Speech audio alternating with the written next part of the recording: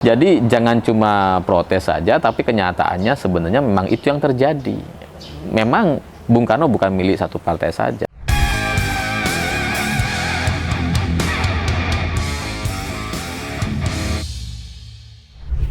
Selamat sore semuanya. Kemarin Prabowo Subianto tiba-tiba menyinggung soal Bung Karno. Tiba-tiba mengatakan bahwa Bung Karno itu bukan milik satu partai saja. Karena kadang-kadang sering diklaim hanya milik satu partai. Padahal Bung Karno ini milik seluruh masyarakat Indonesia.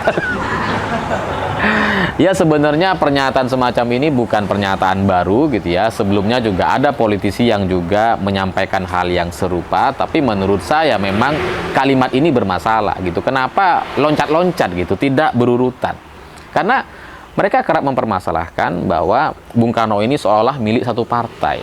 Tapi kemudian pernyataan selanjutnya, padahal Bung Karno milik seluruh masyarakat Indonesia. Seharusnya ini ada tahapannya gitu. Seharusnya disempurnakan. Kalau memang Bung Karno bukan milik satu partai, seharusnya kalimat setelahnya, padahal Bung Karno milik seluruh partai, dan kemudian setelah itu disambung milik juga seluruh masyarakat Indonesia. Tapi kenapa soal partainya itu ditiadakan?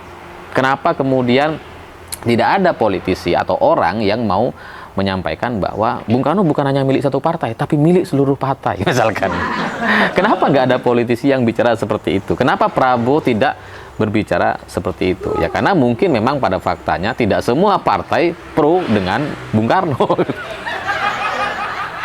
Ya, nggak tahu kenapa Prabowo tiba-tiba menyinggung soal Bung Karno dan partai gitu ya. Ya jelas nampaknya ada sesuatu yang mengusik dalam pikiran dan emosinya sehingga dia harus menyampaikan itu. Tapi kembali lagi soal pernyataan semacam ini, itu nampaknya memang harus kita tantang balik gitu. Kalau memang Bung Karno bukan milik satu partai saja gitu ya, ya harusnya semua partai juga mengakui Bung Karno itu adalah bagian dari semangat atau ajaran-ajaran politik yang dilakukan oleh Bung Karno.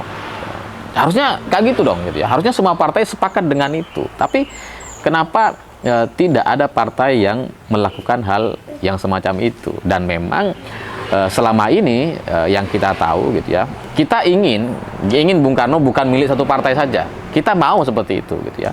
Agar semua partai itu ya kalau bisa Soekarnoisme semua gitu.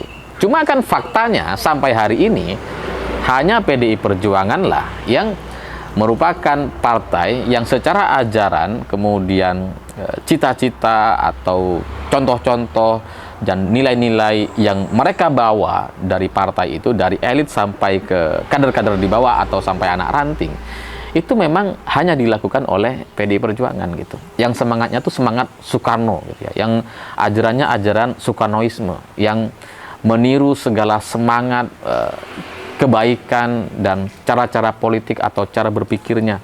Jadi partai-partai lain setahu saya belum ada gitu. Belum ada yang seperti PDI Perjuangan yang menempatkan Bung Karno di posisi yang sangat-sangat terhormat dan semua tingkah laku, cara berpikir, ajarannya itu begitu diikuti. Karena kalau kita mau cek gitu ya, coba kita cek kantor-kantor PDI Perjuangan.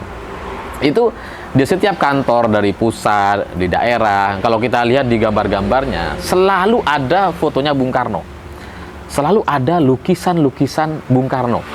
Jangankan di kantor-kantornya, di tempat-tempat suara PDI Perjuangan itu besar, di kalangan masyarakat yang loyalis PDI Perjuangan seperti di daerah Blitar dan Kediri misalkan, itu ada teman-teman saya yang di sana, itu di rumah-rumah warga mereka itu ya masih ada fotonya Bung Karno.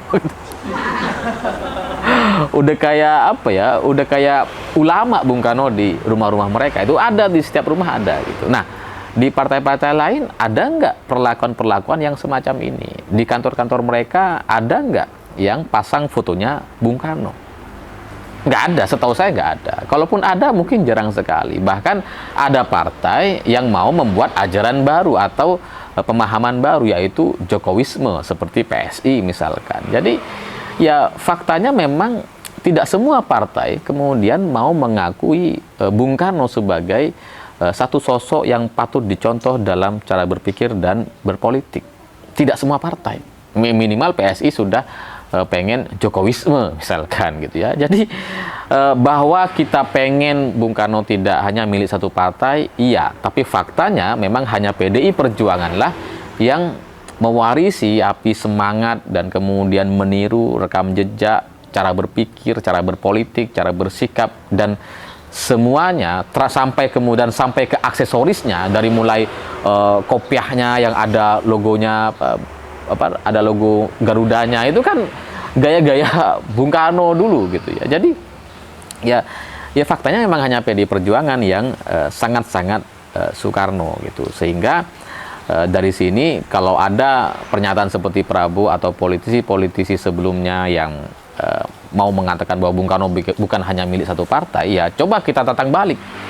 Cobalah semua partai itu kemudian mau menghormati Bung Karno dari mulai pemikiran, semangat, dan cara berpikirnya seperti Bung Karno. Bisa nggak gitu ya? Bisa nggak partai itu kemudian juga pasang fotonya Bung Karno di di ruangan-ruangan mereka seperti yang dilakukan oleh PDI Perjuangan misalkan? Berani nggak? Ya karena ini Prabowo yang bilang, berani nggak di kantor-kantor Gerindra kemudian diberikan foto atau lukisan-lukisan Bung Karno? Di Partai Golkar bisa nggak gitu dipajang foto-fotonya Bung Karno? Saya pikir nggak bisa, karena memang sejarahnya panjang, dan memang Bung Karno ini bahwa Bung Karno ini memang adalah bapak proklamator, pendiri bangsa dan sebagainya, iya, tapi faktanya tidak semua orang suka. Karena ada zamannya seperti masa Orde Baru misalkan, Bung Karno tidak dihormati dengan cara penghormatan yang seharusnya. Dia sebagai bapak proklamator bangsa kemudian diperlakukan sangat-sangat hina sekali oleh rezim Orde Baru. Bahkan sampai urusan obat-obatan yang harusnya diberikan saja itu kemudian ditahan-tahan dan tidak diberikan. Jadi Bung Karno sebagai sosok yang menginspirasi atau mendirikan bangsa ini, salah satu pelopor pendiri bangsa dan proklamator, iya gitu. Tapi faktanya memang tidak semua partai kemudian mau mengakuinya atau mau menghormatinya seperti itu. Nah, PDI Perjuanganlah di masa-masa berat zaman Orde Baru itu yang kemudian terus mengangkat nama Bung Karno dan mempertahankannya sampai sekarang. PDIP lah yang kemudian lewat Ibu Megawati kemudian terus berbicara soal Bung Karno, dari mulai aksesoris gitu ya, lukisan, foto-foto, sampai ke rapat-rapat. Kalau mereka membahas soal masalah-masalah bangsa selalu mengacu kepada pengalaman dan cara berpikir Bung Karno. Jadi PDI Perjuangan memang menempatkan Bung Karno di posisi yang terhormat, dan partai lain ya setahu saya belum ada yang mau melakukan hal yang sama. Pertanyaannya kenapa? Ya nggak tahu. Silahkan tanyakan kepada mereka-mereka yang kerap berbicara bahwa Bung Karno bukan hanya milik satu partai saja. Ya saya berharap gitu ya, bahwa semua partai di Indonesia bisa menghormati Bung Karno seperti yang dilakukan oleh PDI Perjuangan, meskipun tidak dengan segala aksesorisnya, minimal dengan pemikiran dan gaya berpolitik dan cara-cara berpolitiknya gitu. Sehingga ya ke depan kita tidak kehilangan sejarah atau kebenaran sejarah terkait Indonesia gitu.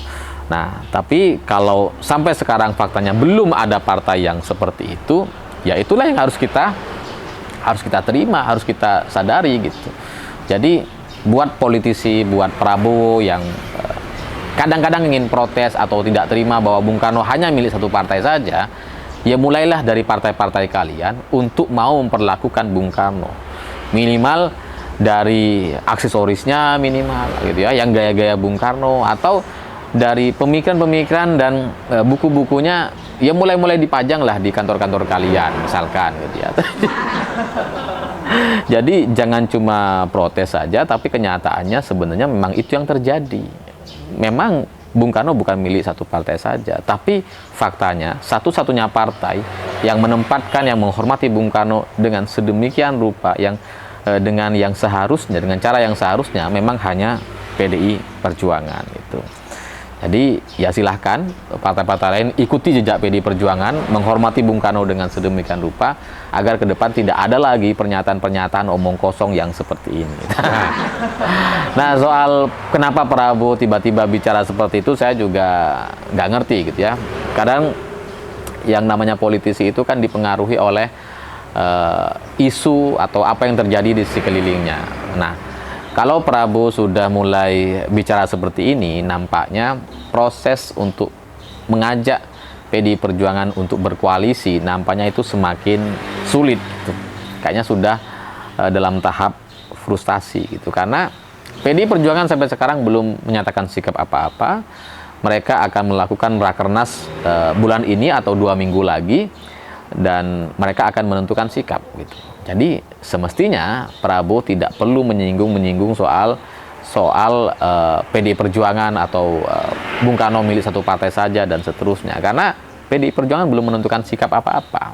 Nah, tapi bisa jadi gitu ya, tanda-tanda bahwa PDI Perjuangan tidak mau diajak ke dalam koalisi itu nampaknya sudah sangat-sangat jelas sekali, sehingga Prabowo dalam pidatonya di Rakernas PAN kemarin nampak sedikit frustasi. Ya, tapi kita tunggu saja gitu ya, 2 minggu lagi, nggak lama.